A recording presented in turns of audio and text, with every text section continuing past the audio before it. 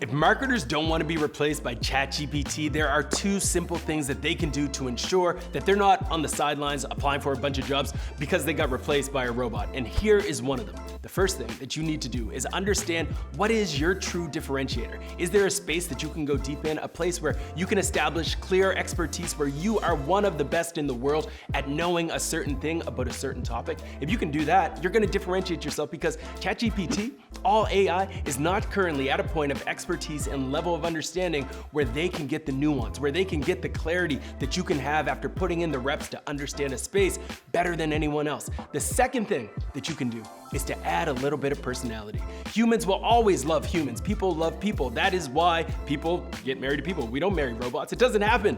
Why? Because people want to connect with people. So if you can embrace those two things, going deep and staying human, you will be indispensable.